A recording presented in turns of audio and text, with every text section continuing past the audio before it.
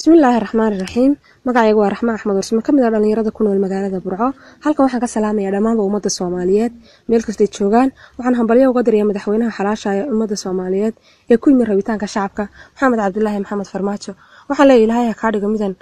ku shacabka Soomaaliyeed ku hungoobin waxaan doonayaa halkan inaan kaga hadlo xarigii walaalkay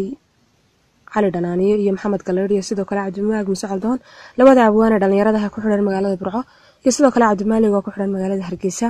waxaan isweydiiyay in badan maxaa lagu xiray maxay kasbadeen ma kiis qaran bay galeen ma garanayo su'aalahaas oo dhan bay iswada weydiiyay marka maansa la yiraahdo caru noqo ayaan ku cabirayaa dareenkayga maasada caru noqo ereyga caru noqo waalidku markay imatalan ba hadaan idin safiro dadka Soomaaliyeed qofkan fahmayn ereygaas markuu qofka yar dambi galo waa la dhangadeeyaa deedna caru noqo waxa hebel ugu baa la yiraahdaa deedna qofka wixii sidoo kaga caaga marka waxaan leeyahay Cabdimaalik Muuse Caldoon iyo Cali Dhanaaniyo iyo Maxamed Galeer waariyaan caru noqodaas idin ku dhicino bal hadhow kulay jeelka hadii Ilaahay idin ka safurto iyaydaan noqonin dad intay cabsoodeen hankoodii himiladoodii iyo rajadoodu ay hoos u dhacdayo mar walba lagu xuuxiyo xabsi oo la yiraahdo caru noqda waxa hadii kala meeshii ba ku noqonaysan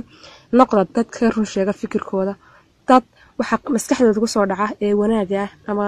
wixii xornimo ay kaga hadli karaan ama si kasta oo xorriyadooda inay ku hadlaan oo aanay noqon dad ka cabsada jeel iyo cunaqabateyn iyo xarig toona marka maasada caru noqo waxay ku bilaamaysaa nimaan ciido hooyiyo arigu ku ababiyo ka dhex tagin ciidiisii hada lagu ciriishiyo hadii uu caburiniyo fikir lagu canaadiyo aqli laga gumaystiyo uu ku jiro calooliyo ka tahriibay ha u caban waxa oran muxuu tahriibay qofkaas way haduu qofka xorriyad wada uu tahriibay soo doonu yeelaya kii ka tahriibay ha u caban kii cararay ha u didin kii cid mooday Yurube irsaday Talyaaniga aqli xumaha moodina badu kay cunaysay ku cashaysay haadiyo u garaabay kii cadow cid la dhahay ku helayo macanaananaye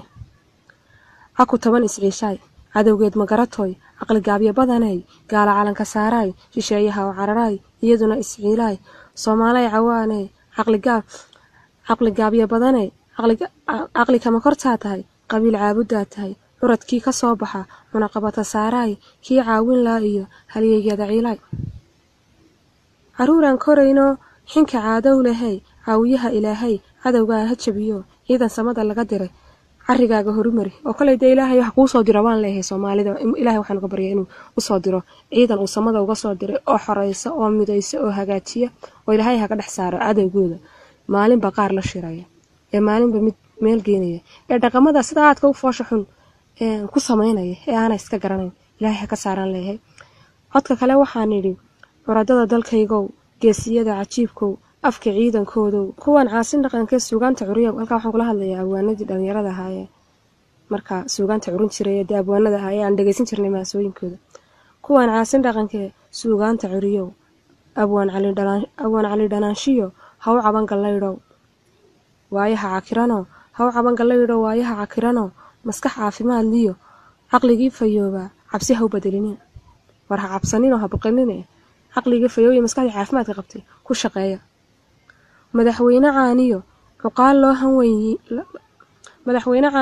loo hanweyn yahay adiga ka calan dheer kumankays cajabiye aqilada isbidaye caawiyaha miskiinkow coldoona waxa ciisho fikir caafimaad